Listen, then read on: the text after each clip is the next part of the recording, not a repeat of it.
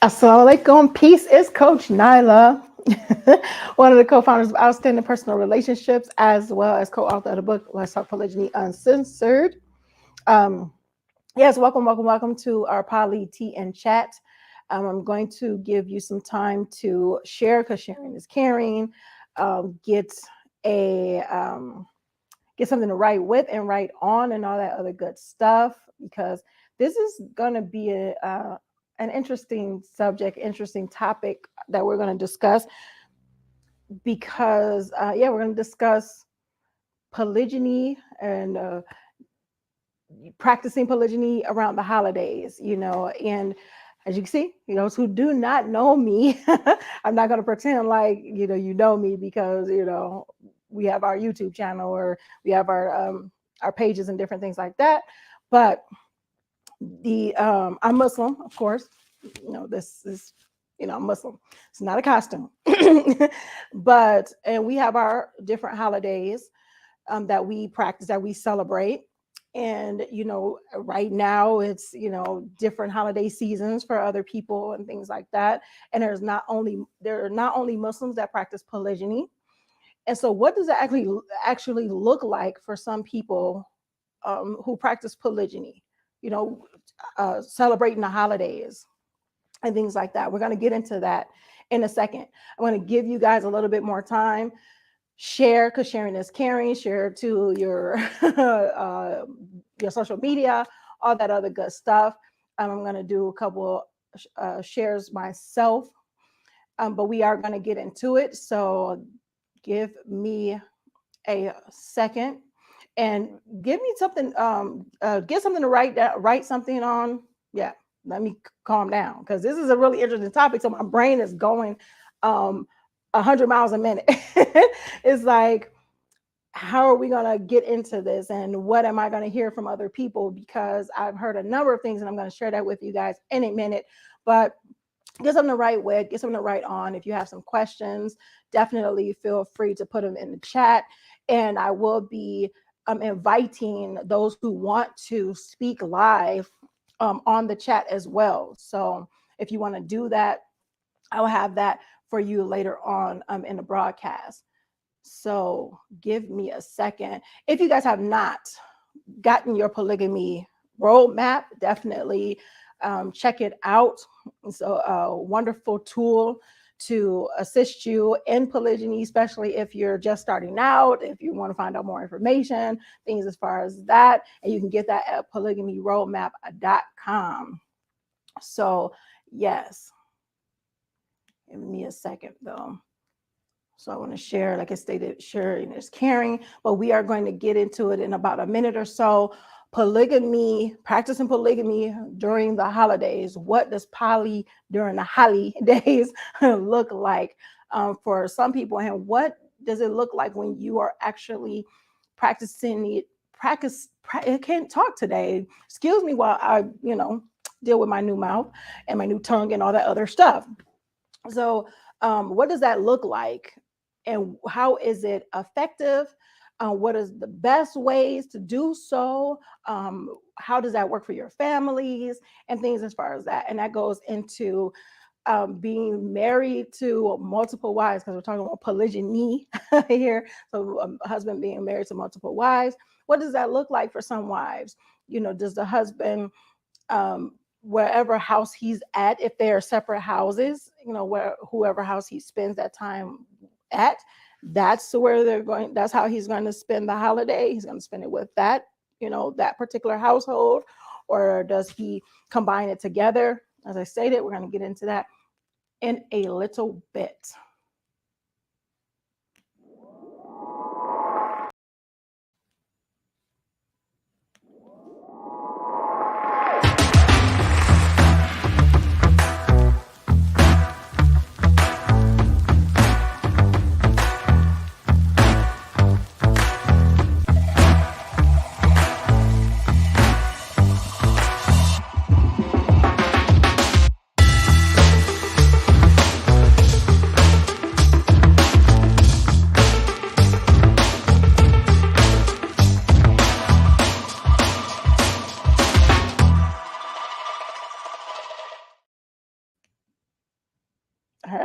Assalamualaikum.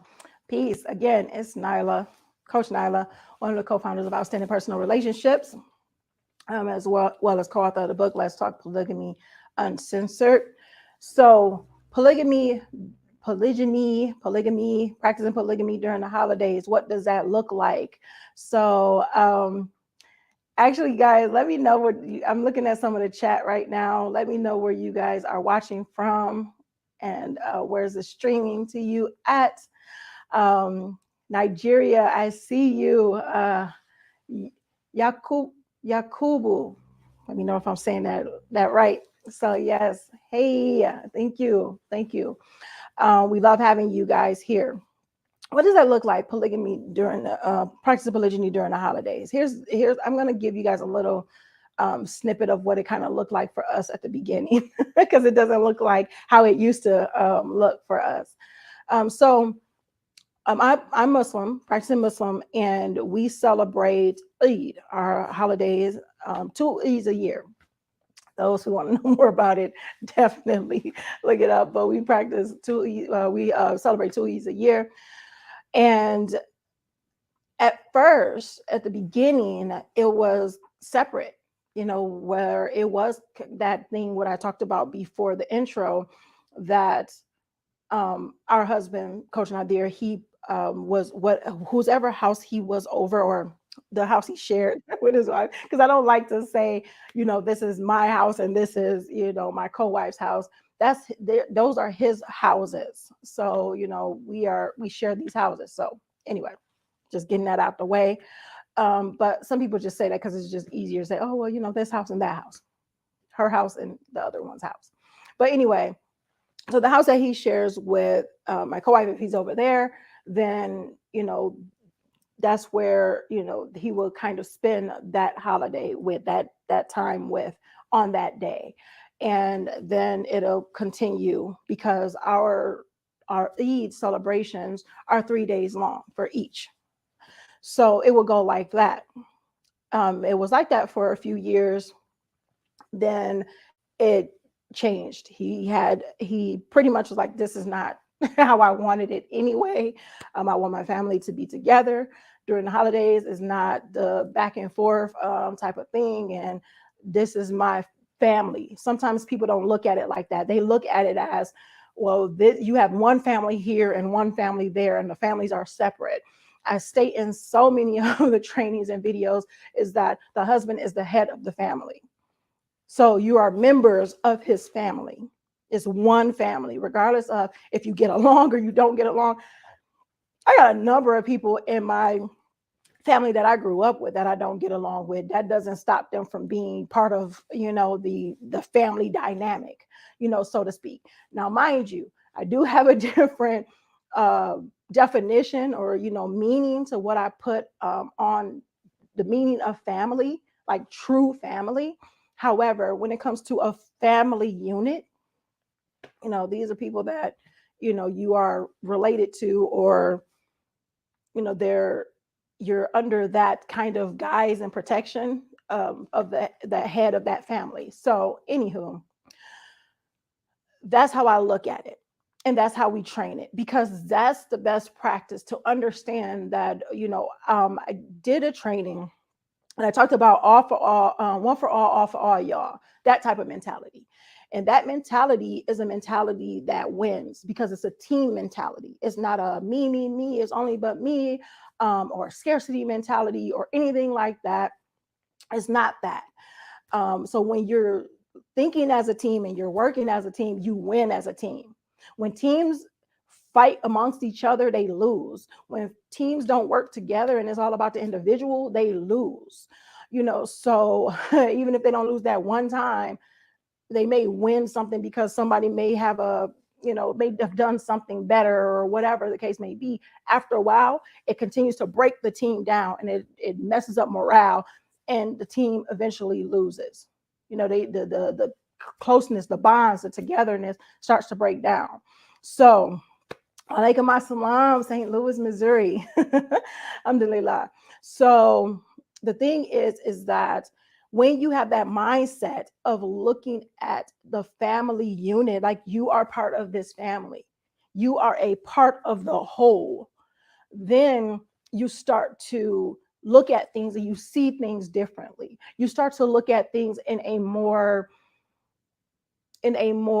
solution oriented perspective, and not looking at things as so detrimental or thing as far as that. So when Coach Nazir said, you know what, this is my family, I want them all together. I don't want this separation, because what it could look like in the long run, and even for the younger people, the younger children, they can see these type of things, and then they'll be of the mindset of, well, why are we separate, or why is he, not spending the time with us during this time, or why aren't we together, or why can't I see my brothers and sisters? It could be so many of those different things that we tend to not look at when we're only looking at our own individual mentality or our own individual thoughts. So it makes me think of one of a commenter, if I'm not mistaken, on our YouTube channel.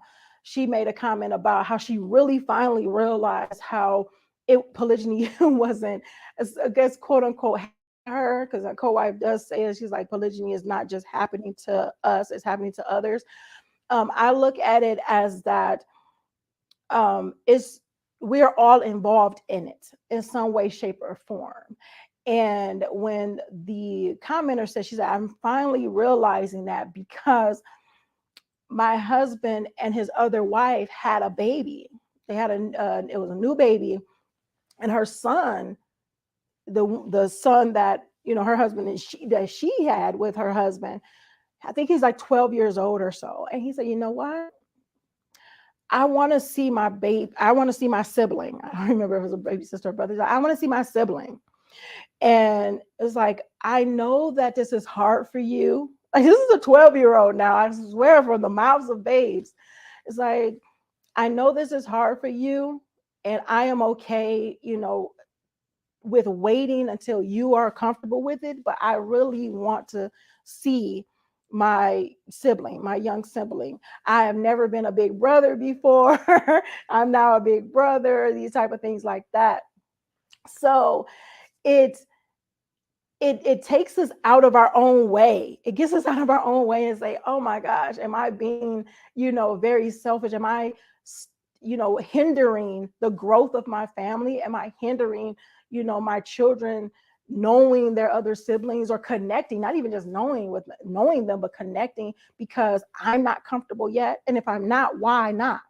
So those type of things. So that's why I get into these polygyny during the holidays part, because these are times when the families come together, so to speak, right? Whether it's for Eid, whether it's for whatever holiday you celebrate, it comes to the point of that families come together during the holidays for the most part. So what does that look like when you have multiple wives? What does that look like when you are a wife who husband has another wife? Do you guys share, do you guys share the time, so to speak? You get together as one family, one big family, even if it's for a portion of the day. So back to the story, as far as how we grew into it, was that, for one, Coach out there was like, okay, we're not doing it. I'm not doing this anymore. We're not doing this anymore. And usually most of the time, if not all the time, we do need the husband, the head of the family, the leader, to lead, to make that comment and say, you know what, this is what it looks like. This is my vision for the family, and this is what's going to happen. So either, you're going to submit and follow the leader, or, you're going to have to deal with what comes after that. And I know some people don't like to hear that. I know a number of women do not like to hear that. But see, it's very beneficial for the families when we are understanding our role in our family dynamic. Is a very, very important. We are natural nurturers. We are natural support systems. That's in our nature. Our husbands are natural leaders. That's what they're born to do. Like, I know people say, well, people will beg to differ, and some people have, they're different, can question that. But seriously, the men have specific things that were ingrained in them I watch my sons. The youngest is 4, going on 5, inshallah, God willing. And I look at the things that they want to do. And this is just natural stuff. This is not stuff like, oh, this was, taught to him to do these things. It's like they get into this mindset of like, I want to do this. I want to show you what I can do. I'm going to lead in this type of way, shape, or form. And don't get me wrong, because I know people would get on me and say, well, women can lead too, and this and that. Yeah, we can. There's different ways to leading and things like that. This is not what this is about. This is about, what I'm talking about right now is understanding what that looks like in a family dynamic, and what that looks like when you are allowing the natural family dynamic play its part. So I look at my son, and I look at my 4-year-old, I look at my 7-year-old, who really, not that he doesn't want help, it's just times that he just really he wants to do things on his own. He's growing up and saying, you know what, I want to do this. I want to take care of this. I want to figure this out. And not only do I want to figure this out, I want to help other people, do the things that I did, and I can teach them how to do it. And it's like a natural thing. It's natural. I remember hearing this story where I think it was a study that they were showing about the girls and boys, and just the natural nurture part that girls have, and the natural just the kind of rough and toughness that boys have. And I know there's girls out there that can be rough and tough, and I know there are boys that can be, there are anomalies. And then sometimes we feed into those anomalies, and it causes a lot of confusion. So we got to be careful with that. So, but the thing is that they gave the girls like cars and stuff. And I don't know if they gave the boys dolls or something. You got the boys, they're wrestling the dolls and all this other stuff, and, having war and all these different things, I guess. And then you got the girl tucking the little cars in, like little babies and stuff. It was just so cute. And it's like, shh, they're sleeping. The cars are sleeping. So, and this wasn't something that is like, oh, yeah, let me grab a bunch of girls and teach them how to be nurturing. That's natural. That's a natural thing. So that's the whole thing, the whole follow the leader, what I'm saying, it's a submit type of thing. And it's not just, it's knowing that thing and being supportive, is being supportive. So a lot of times, whether we want to admit to it or not, that's what we want. That's when we want the man to be the man. We want the man to say, this is what it's going to look like. This is what I want. For one, it helps us to not think so much. Oh my gosh. I think about my time as a single mother, and being the provider and the protector and the nurturer and the this and the that is exhausting. It's so exhausting. It was so exhausting. I won't forget that. These are lessons that I've learned, and lessons that I try to teach and help others with. So being able to say, you know what, I know what natural families supposed to look like. I know that men, these are roles for men, and this is the role that I want. I want to embrace my role as a feminine woman. I want to embrace my role as a nurturer. I want to embrace my role as a mother, a wife. I want to be that person. And what that looks like for me is being able to say, you know what, this is what my husband does. Now I can be influential if it's something that I may want to put, my 2 cents in, or whatever the case may be. I can do that, and I can do that in a feminine way. And it's still up to him whether he's going to take it or leave it and apply it to the family dynamic or not. And guess what? I'm just fine with that, because I knew who I married. I have put in the mindset that this is the person that I married, a person that can, that's great as a leader, that's, that knows how to lead properly, that knows how to put things together, that knows how to be able to allow people to find their way, but I'm going to guide them in a particular way. All these different things, I seen that. So that's the thing too, when I talk about that, women have to understand, and also even be responsible for their role and their decision-making process when it comes to who they chose to marry. So being able to have someone that say, this is what it's going to look like. This is what we're going to do. And to say, you know what, okay, I'm down for it. We'll see what that looks like. And if it don't fall properly into place, not saying, you know what, see, you messed up. See, I didn't, you shouldn't have did it this way, that type of stuff. That is cause for a lot of problems and a lot of troubles in your marriage, just letting you know. But when it comes to having that mindset and that protection and that showing that you care about the whole family as a whole, like the family as a whole, is a beautiful thing. And that right there said a lot to me, because I wanted it too. I wanted us to have and share, this time as a family. I wanted us to be polygyny in public, so to speak.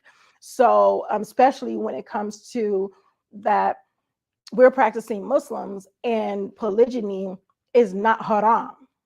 It's actually, encouraged for men who are, being men, being able to be responsible and take care of and grow the family dynamic and create these lasting legacies and grow the ummah. So yeah, so being able to see that and know that this person says, you know what, I'm not going to shut you out, or I'm not going to shut you out, or I'm not going to count you out because of what other people have to say, because they don't like it or they don't understand it, or because maybe one of the wives have an issue with it or whatever. But for him to be able to say, you know what, my family is my family, and we're going to celebrate together. And if you have a problem with it, then you can X yourself out of the equation for it. That's your decision. But this is what it's going to look like, because I know what that looks like for the betterment of the family. So when you see that, it's like, okay, even though you may not be happy with the decision sometimes, at first, you start to see the wisdom behind it. We don't have to always understand it to know that there's wisdom behind it, because you can see it. We may not like it. We don't have to like it, I guess I should say, in order to not see the wisdom behind it.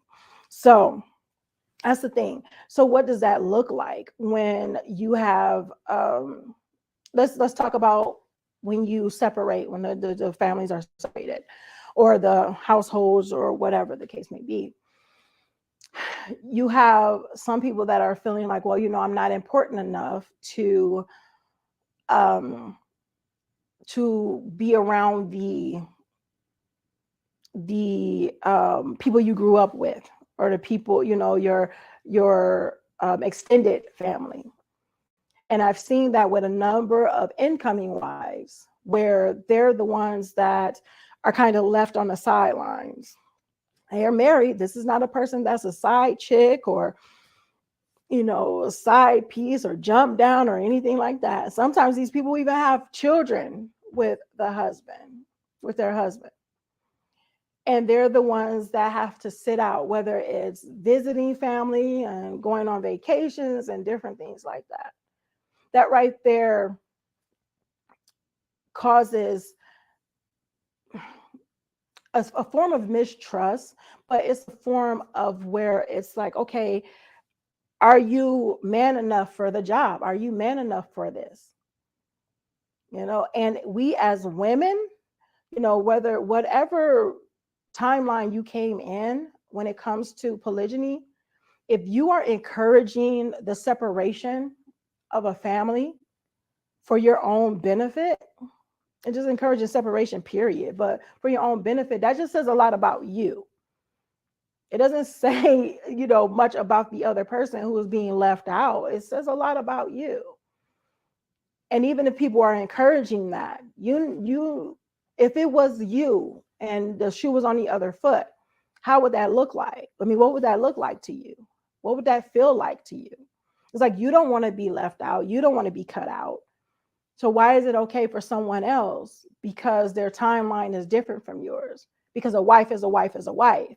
So shouldn't she be able to share in the bonding festivities when it comes to getting together on the holidays? So like with us, it changed where what we do get together. We get together at the beginning for the most part. It doesn't matter, which house he is at, well, whichever house he is, because we do have separate houses. My co-wife and I, we are in separate houses that we share with our husband.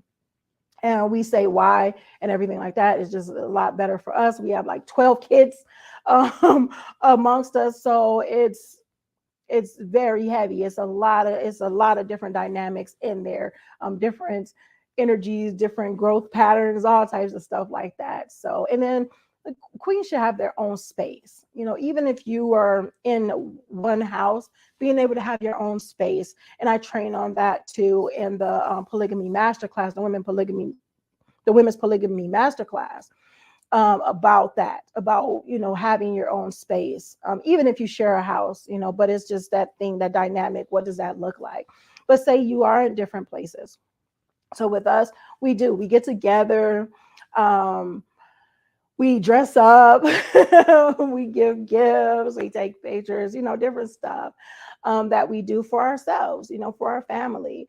And then we probably go to like a carnival or something that's going on, or we have dinner or brunch or something like that. And then afterwards, we kind of disperse, and do whatever else we want to do. Me, sometimes the morning festivities, a little bit, too much for me. Like after a while, I get drained. I'm an introvert, so I want to rest. But that doesn't stop anybody else from having their fun. And we got together as a family, and it's so amazing and it's so much fun. So, we've done that stuff. Another thing is that we've started bonding a lot as a family anyway, with our family trips that we do, family meetings that we have, celebrations that we have for one another, those type of things. And it is a totally different look of what our family looks like now than it did before.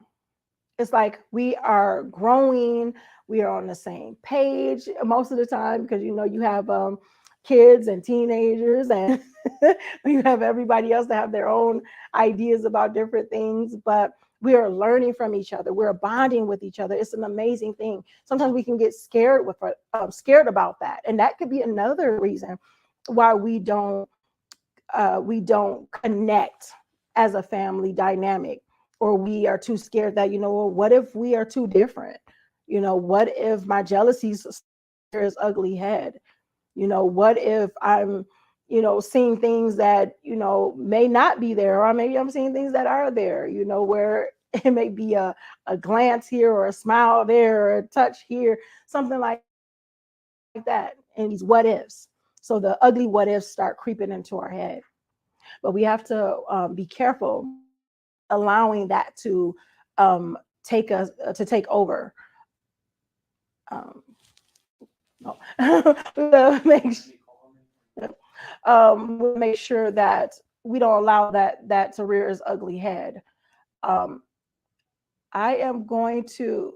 Okay, so if you guys want to call in live, and it's definitely in the chat too. But if you want to call in live, raise your hand by putting the emoji in the comments, or you can put the the kids call them hashtags. I don't even know what it's called anymore.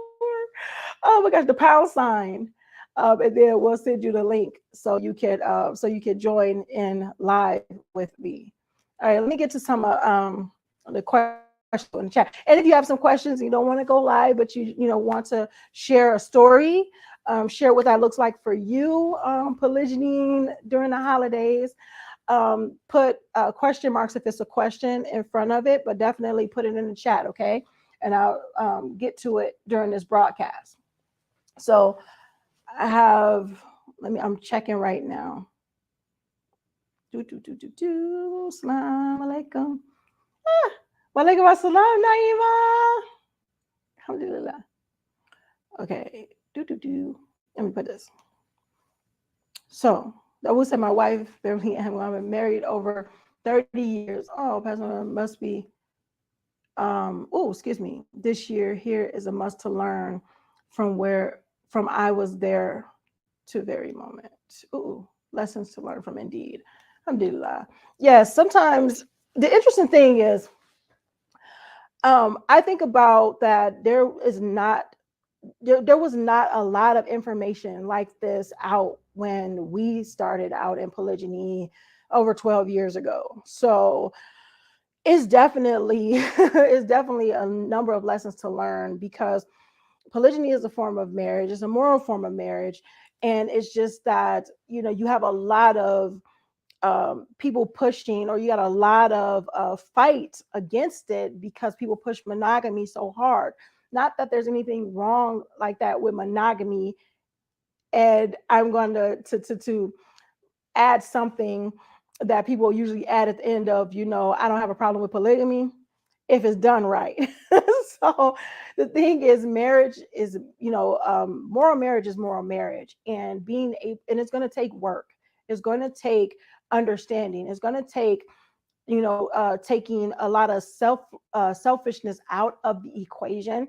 But sometimes I say add in being selfish for the greater good. So that's a whole different thing, and I train about that in a polygamy masterclass as well. So let's see. Let's put this link down to invite. Give me 1 second. Okay.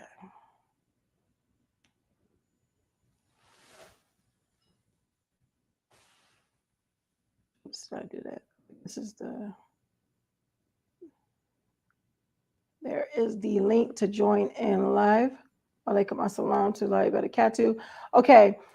Facebook user, could you put your name so I don't just be calling you Facebook user? Inshallah.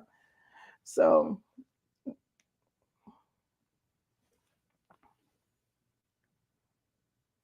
all righty. Okay, if you guys see that is the Women Polygamy Roadmap. If you have not gotten it, definitely check it out. And you will get that at polygamyroadmap.com. So definitely get your polygamy roadmap ebook. We have a women's version that my co-wife and I created, and the men's version, the ebook for men. The men's polygamy roadmap ebook for men that was created by our husband, Coach Nazir. Okay, Marcy, alhamdulillah. I sent the link. If you see the link to join in, just click that link. Alhamdulillah. So yes, let me know in the comments what does that look like for you? If you're in the process now of celebrating different holidays, what does that look like for you when as a polygynous unit, a polygynous family unit? Do you polygyny in public where you are together, all together as one family, one big family? Or is it separate times that you get together? Sometimes people get together where in the morning they're with one household or one unit, and then in the evening they're with the other unit. So definitely. All right, Marcy. For some reason I can't see you on here. So I'm going to, okay, a couple of things left, and then I'm going to close out this session. But one thing I do want to mention, about, and you guys kind of heard me through the cast, the broadcast about the polygamy masterclass. So you have the women's polygamy masterclass that is very deep dive, and you guys want to find out more information about it, definitely go to polygamymasterclass.com. We have a wonderful special going on to the end of the year, so I'm super excited about that. Yes, and my co-wife and I added a live component to our polygamy masterclass, where we go live with our students. We go live with our students, answer any questions that they have about the course, and guide them through it. And what, if any questions they have, we definitely help them with. So I'm super excited about that. And our next live is coming up on the 29th, December 29th. So if you're not part of the Polygamy Masterclass, definitely check it out. Go to polygamymasterclass.com for more information on that. But yes, it's an amazing, amazing program. And we go through a number of things, from like beginning stages and what that looks like and how to navigate through that, as well as being able to deal with certain things like I was just talking about with the different dynamics of holidays and what am I thinking about? Celebrations and things like that. How do you do that? How to deal with different jealousies and the different dynamics and finances and housing and that type of stuff. The questions that we get so much, we cover it and train on best practices in that polygamy masterclass. So I'm super excited about it. And as I stated before, we have that live component that we are there for you, answering your questions about what you've learned, and some questions that we may not have covered in depth that we may have missed. So yeah, definitely take a look at that. So let's see. Question. Yakuba, can a Muslim celebrate Christmas with Christian or eating them? I don't understand. I understand the part where they celebrate Christmas with the Christian or eating with them. Like, we as Muslims don't celebrate Christmas. It's a form of shirk. So we do not celebrate Christmas. But I don't understand with the like eating with them or anything type of thing like that. So yeah, this is the interesting thing too, where when it comes to polygamy, and I've seen this too in a number of marriages, where you have the husband is married to a Christian and he's married to a Muslim, but the husband is a Muslim because he's a Muslim, the things like that. Of course, as the head of the family, he has to make the proper decisions and things as far as that. We as women do have to understand, and and I tell people, definitely study your deen, practice, not only practice your deen, but definitely study, so the ins and outs of it, the rules, the rules and regulations of it. The thing is that if your husband is guiding you to something that is against what Allah is guiding you, or what Allah says for you, then you are not to follow that, because we do not put the creation above the creator. So we want to be careful with that. Alhamdulillah. Okay, so I don't see any more questions. However, let me give you a few, as I stated before, let me give you a few best practices. One of the things is being able to communicate properly with your spouse, communicate properly with your husband. If you're feeling that certain things are one-sided, where you want to spend, these different holidays, like you're kind of feeling left out, feeling like an outsider, make sure that you allow, you have that hard conversation, or that challenging conversation with your husband, where it's to the point of wanting to inform him that, these are certain things that I want to do. I want to be included. I want these things, whatever, because, as far as connection or whatever the case may be, see if you guys can come up with some viable solutions in order to not feel left out, because sometimes I've seen in a number of cases, even with some of my clients, where it's been that one-sided, where it's like, okay, I'll sit out because they're not, maybe their parents don't know that they're practicing polygyny, or, the husband's other side of the family or part of the family don't know about any incoming wives, even though they've been married. So those type of things does exist. I've seen it, and being able to say, this is what I'm feeling from this. And even when it comes to the connection and the bonding and those different things, it can cause, as I stated, walls to be built up. It can cause mistrust. It can cause these different things. But if you're not stating anything, you have to be responsible for your part too. And I'm not saying like nagging or complaining and these different things like that, because as I stated earlier in the broadcast, we have to be responsible for our decisions too, that we made, the choices that we made when we chose, chose to want to marry and marry the person that we married. And if we're not saying the things that are bothering us, especially in a way where it is influential and that is understood, then we have to look inside ourselves and say, what is my role in this? And I'm not saying that we need to just place blame on ourselves. What I'm saying is we have to take responsibility for our own happiness, for our own peace, for our own fulfillment. Okay.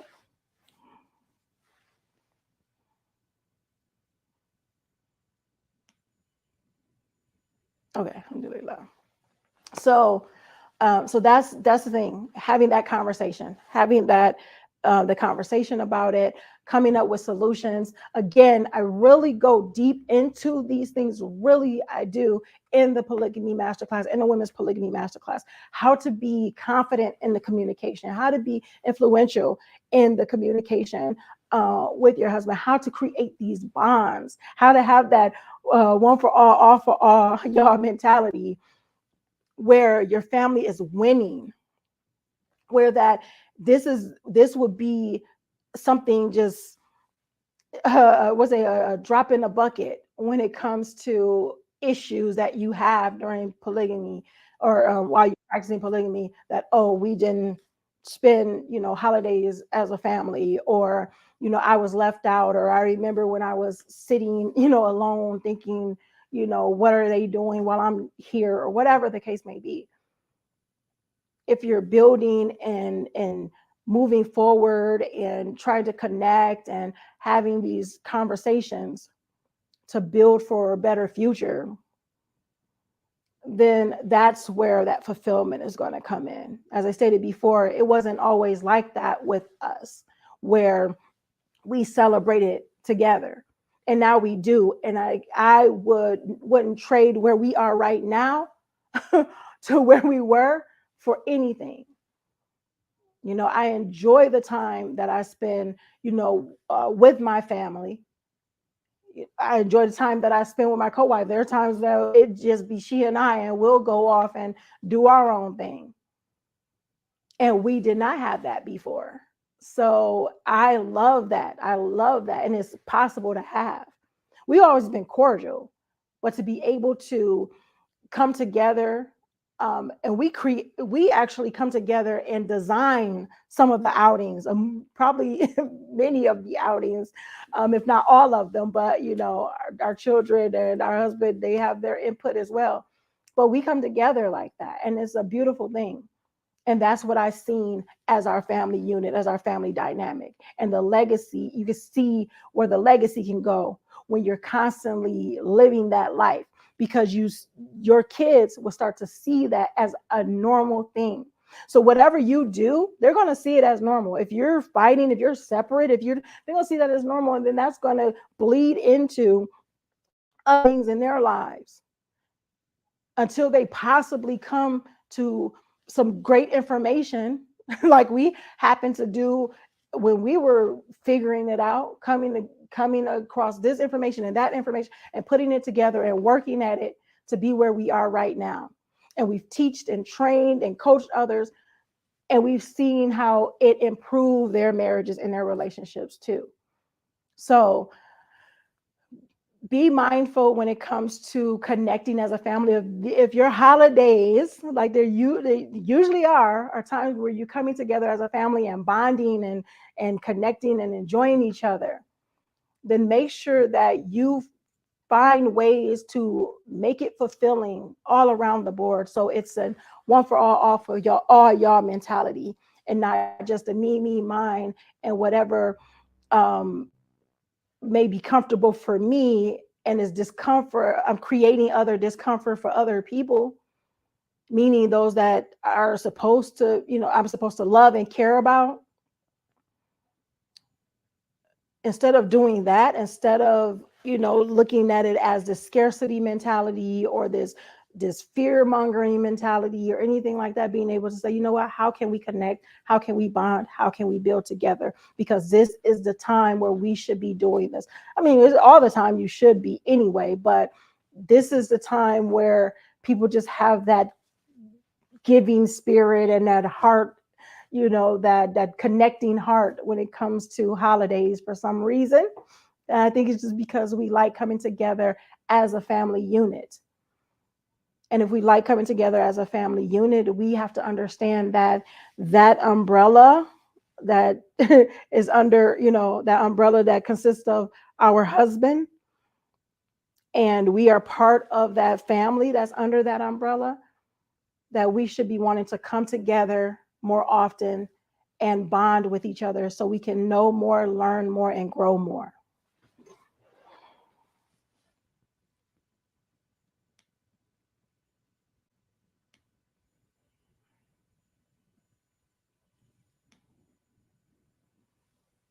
Oops.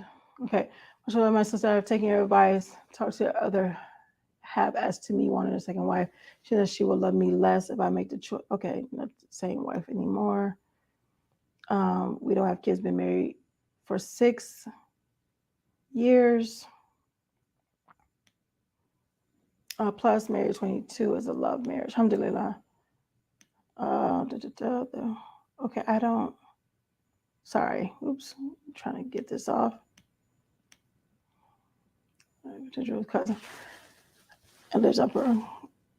If I can help, okay.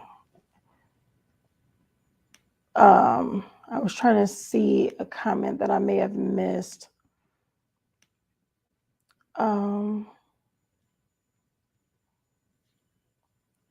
Oops. Yeah, give me a second. And I don't see it. So,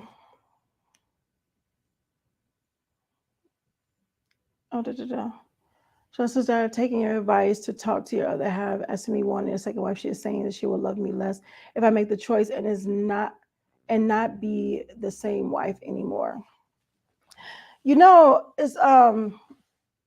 It's interesting because, as I stated before, that we have our own thoughts and our feelings, as women. And the interesting thing is we won't be the same wife regardless of what happens. Women, we won't be the same person. Things change, things become different, things can grow, things can become stagnant.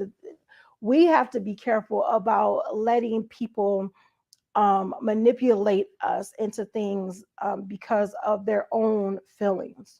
This is a decision that this is for you to make, and you have to understand if that's going to, how you want it to play out.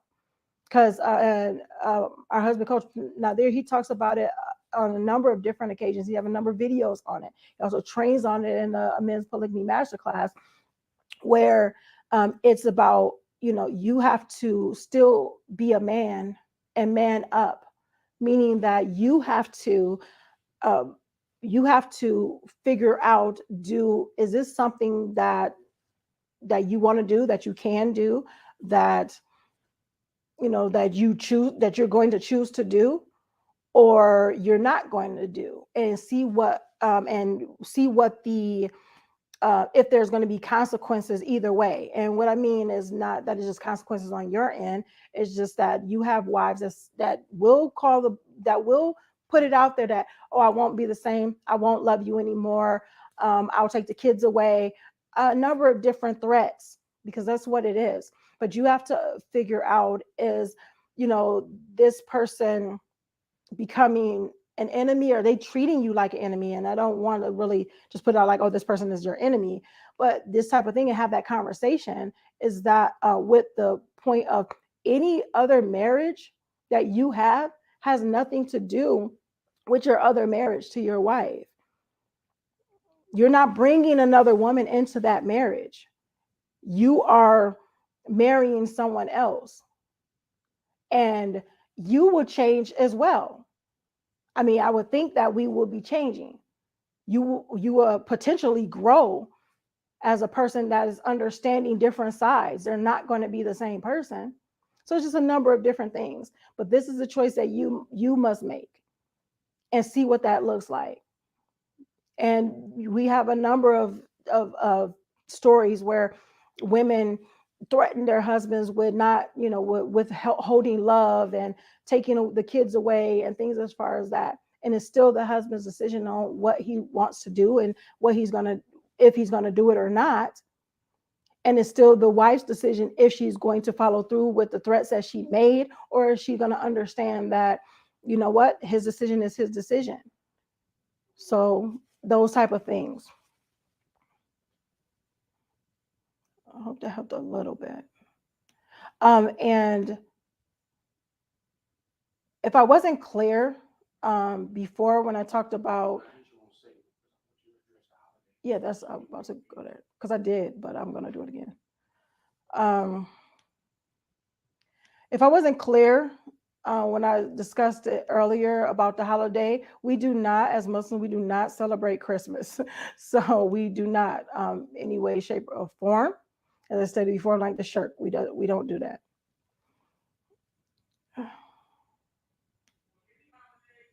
Oh, or any holidays outside of Eid. So, I mean, I see the Christmas thing there. So I was thinking about Christmas, but any holidays outside of Eid, I look at Ramadan as a holiday. We fast and everything like that. So anything out of our Islamic holidays, we do not celebrate. Okay. No way, shape, or form as Muslims. Okay. Hope I made that clear. Okay, here we go. I told my kids about their second mother soon as she came in, but you can't imagine how they fantasize about her. They want to see her. They ask me to request photos from her. I'm really like, it's as soon as she came in, but you kids want to know. Like I stated before, I said from the mouths of babes, because the kids, they don't put in their heads the stuff that we can as wives, about what if they don't love us anymore, or what if he doesn't love me anymore, or what if she takes this away. The kids see more bonus. That's what we actually say, our bonus children, our bonus mothers, we say that because it's like, oh, a bonus.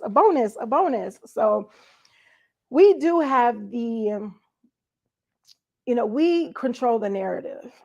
And I'm talking to my sisters here. We control the narrative, and we have to be careful with what that looks like.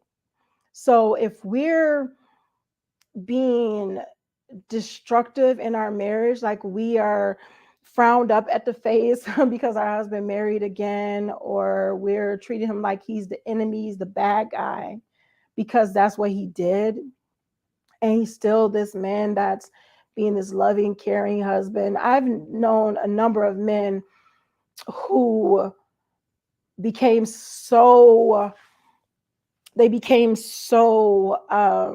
immersed in their wives' feelings that they allowed them to manipulate their decisions and what they did. And I've heard it being described as a death by 1,000 concessions, I think. Hopefully Coach Nyla will help me with that saying, but I think that's what it was, what is called, where these are certain things that you're just like, okay.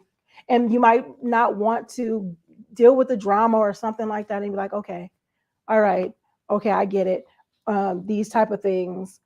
Um, so, um, so yeah, when it comes down to that, you want to be mindful. I'm sorry, guys, I'm getting distracted. Um, you want to be mindful of those different things. But yes, the kids, they will see bonus. They'll see the bonus things. So they want to know. They want to see like, oh, what she look like and things like that. And so, alhamdulillah, it's a beautiful thing, and it's good that let them know about that, because this is a person that's a part of your life, and inshallah she'll be a part of their life because these are your children. Mm-mm. Oh, it's a question. I want to see if you have questions, definitely put question marks in front of them so I'll know what the questions are. As Muslims, we can and cannot entertain the concept of holidays outside of Juma and our two Eids. As Muslims, we should not. Okay, yes, we should not associate anything Allah has not ordained. Indeed.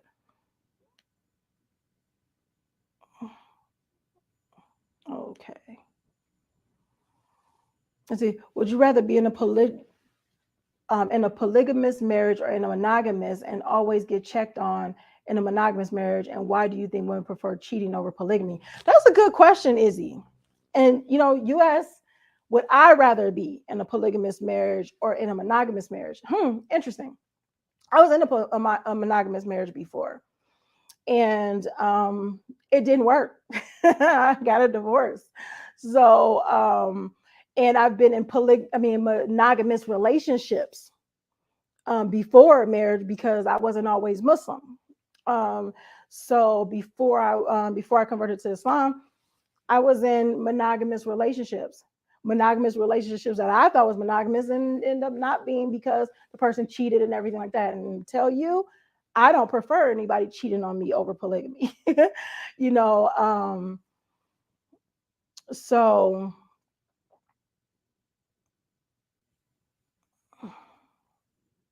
oh, I said checked on.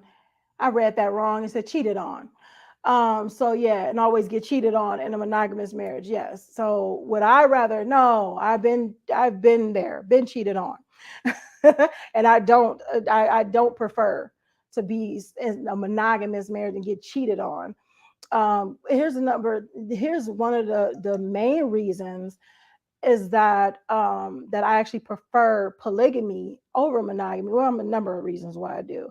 I do love the awful one for all y'all concept of it, that when you are practicing and connecting and bonding and things like that. I do like the relationships that women can have with their co-wives and the extended family. Um, what I like, what I really like, is that you have a husband that is is responsible. That's responsible. That is a person that said, you know what, this is not a cakewalk. Being in polygamy for a man is definitely not a cakewalk. I know we women may seem like it could be just a hard, just a hard thing to deal with. But being a husband that's caring for multiple people with different personalities, making sure that they're taken care of, that he's doing his part, as a husband, as a father, these different things like that, and being moral, having these high morals, these high moral standards. That's an amazing thing. As I said before, we have to look at what are we putting out there, and what are we saying that this is okay. I'm okay with my husband not being, a upstanding moral guy, because I'd rather him cheat than to practice polygamy. That he actually get married to the person and take care of her, because those are the rights that she have over him. I stated in one of my videos, I said, it's pretty much, you're literally telling your husband to go to hell. You're literally telling him to go to hell. It's like, you know what? I don't care about your salvation. I don't care about, I want you to do whatever bad you need to do, long as it make me feel better. Because guess what I can do? I can complain about how you're not the good guy. I can create myself as the victim all day long if you're cheating on me. But if you show honor and you marry somebody else, eventually it's going to look like I'm the crazy person, because people are going to say, well, shoot, he ain't cheating on you. Yeah, I have to get real ethnic right here. He ain't cheating on you. It's to the point where he's taking care of you, and this is a man that's taking on these responsibilities. That shows a lot about him. So yeah, that doesn't show a lot of love. You know, some people say, well, you know, I don't want him to be with anybody else, or I don't want him to be married to anybody else, but just cheat on me because, you know, at least, you know, it's kind of that I can pretend like it's not going on. But if you married, you can't pretend. If he's married to someone else, you can't pretend, because he has to take care of that person and what comes along with that, because that person has rights. So yeah, I don't know why other people are okay with that, but like I said, that's pretty much the kind of concept behind it. It's like, I can be a victim, I can do these things, I can pretend like it's not there and do all these different things. But what does that say about you, and you know what you think about your husband?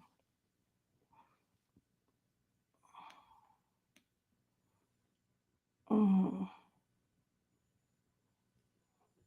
Oh, Billy. Oh, okay, I think you put on. I think okay. Oops, did this die? Okay, you guys probably can still hear me but not see me, because I think my camera died. So I am going to try to get some assistance in putting a video back up here, while we finish up with a number of these other questions. But I did want to address, Billy, I would like to send you to have you get the polygamy roadmap for men, the men's polygamy roadmap. That'd be a whole lot better, that Coach Nazir actually created. And you can go to the polygamyroadmap.com in order to get that. Give me.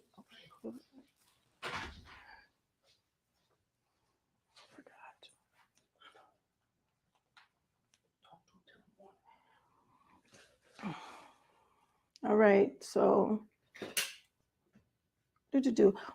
but yes, make sure you, if you haven't already too, because we have a number, okay, like-minded people in our private polygamy community, and you will be able to find out more of that and oprcommunity.com.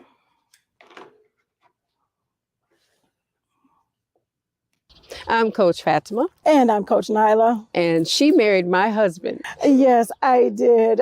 And we are co-wives, and our husband practices polygamy, or better yet, polygyny. Were there challenges? Of course there were, especially early on. Oh, yeah. There's different emotional pain, like you're dealing with jealousy, insecurity, trying to figure out what's going on with your emotional roller coaster. Are you going to fit in? Will people accept you? Will the kids like you? So those different things. We wish we had a guide, a roadmap, if you will, to help us through those challenges when we were going through them in our early stages of polygamy. Lucky for you, we figured this thing out. It took some years. It took some years. And we wrote one for you. Yes. And it's the Women's Polygamy Roadmap ebook. Yes.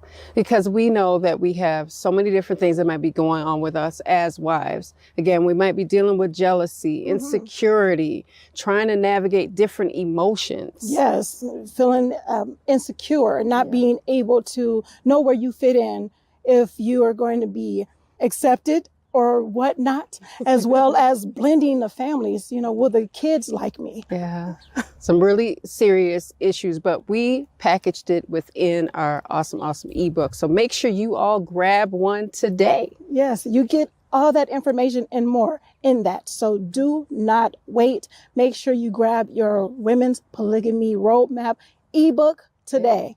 Click the link on this page anywhere. Visit polygamyroadmap.com. Assalamu alaikum. Peace. Please grab your copy. Okay. All right, T, I'm back. So let's see. Yep, here video, of course. I fixed that. Thank you. JT, my partner asked me to be his second wife when he first proposed. He love bombed me. He's still not marrying me yet. I hate being the secret. I honestly want this polygamy to work. This polygyny to work. Yes, that was the thing that we got into before about that.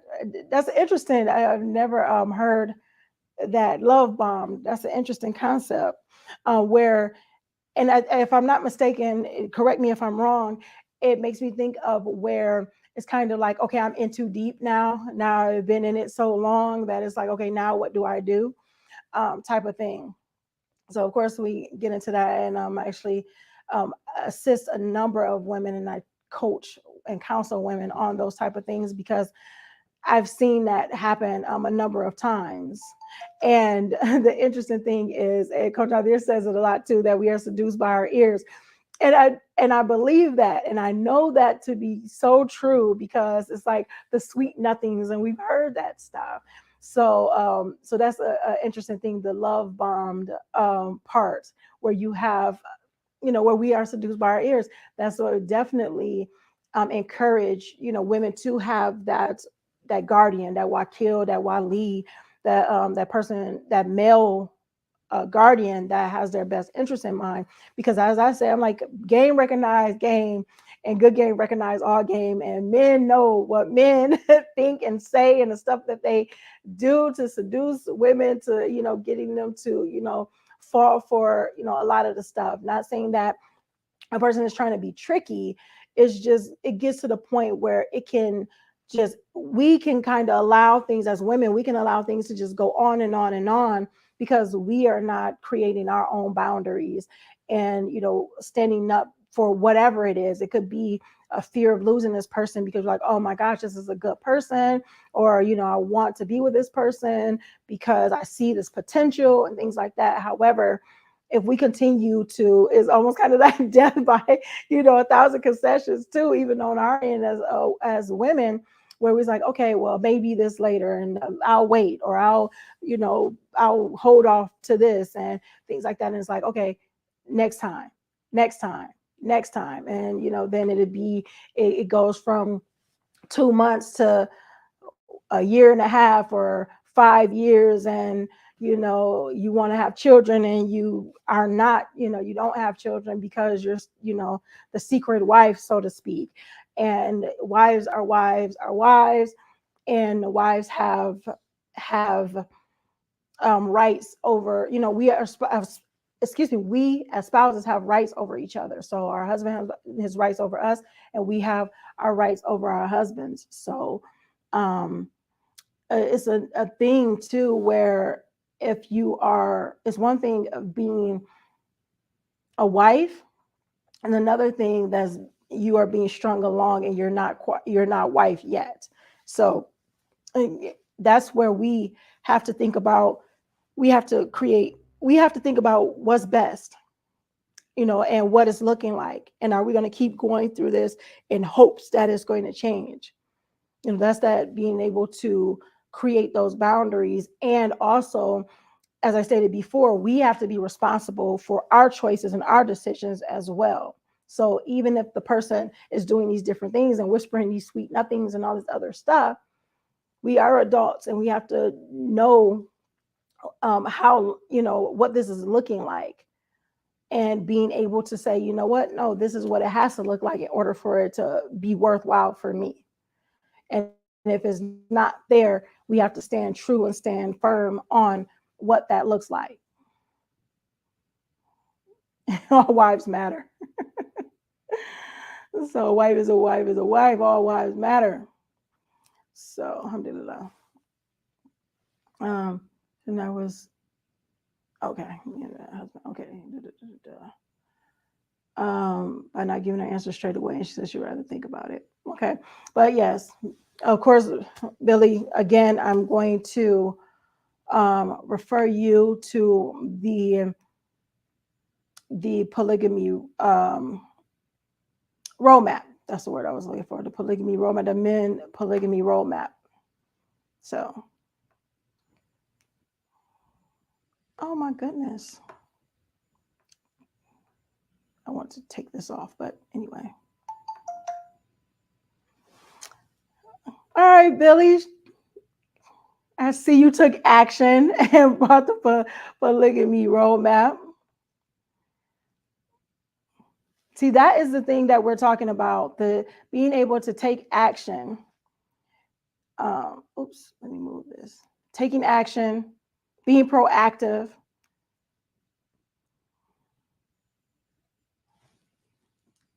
I need to, I don't know what's going on with, I can't, okay, there it is. I couldn't take the comment off. So yes. I like this question. Aisha, do I feel I get treated different as a second wife? I don't. I don't feel like I get treated different as a second wife. I feel like I get treated different because I'm different.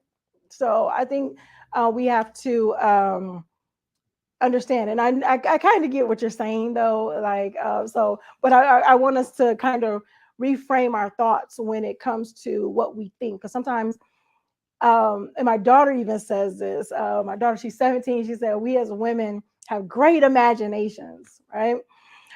She said, we just do. And it's so true. Like we can imagine, someone could just tell us something and we can imagine it in this vivid form and what it can look like, and taste like, and smell like, and all this other stuff.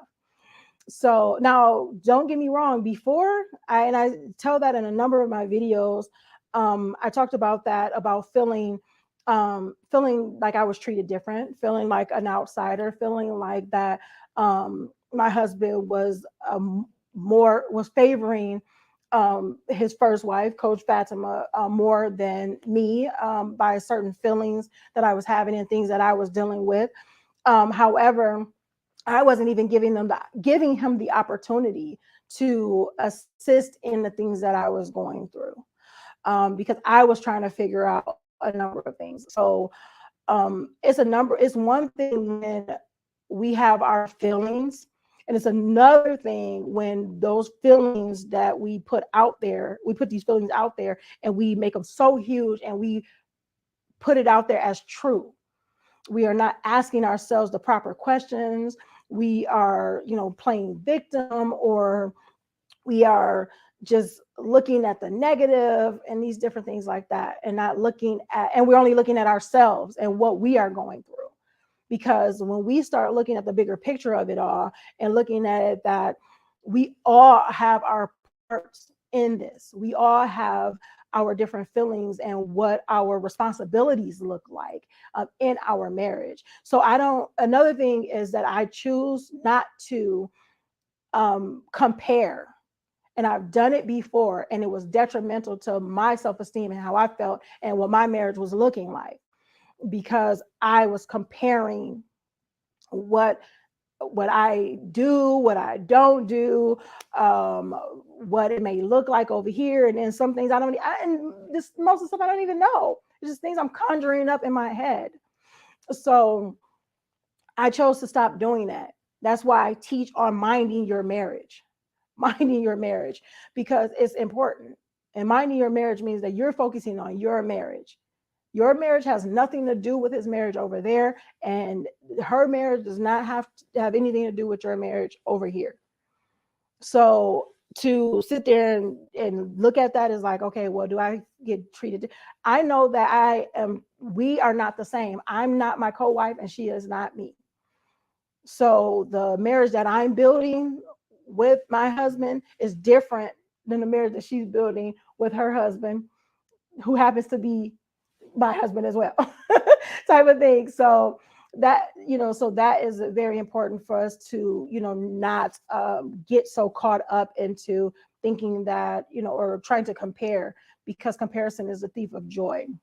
So yes, I feel like I'm treated different because I am different, but that difference does not mean it's negative at all. Good question. So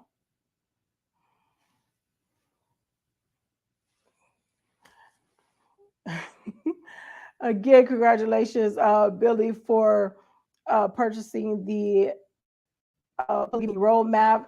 That is an amazing guide, an amazing start, and a compliment to the polygamy boot camp. So yes, definitely check out polygamybootcamp.com for more information. So no, Aisha, I know what you mean.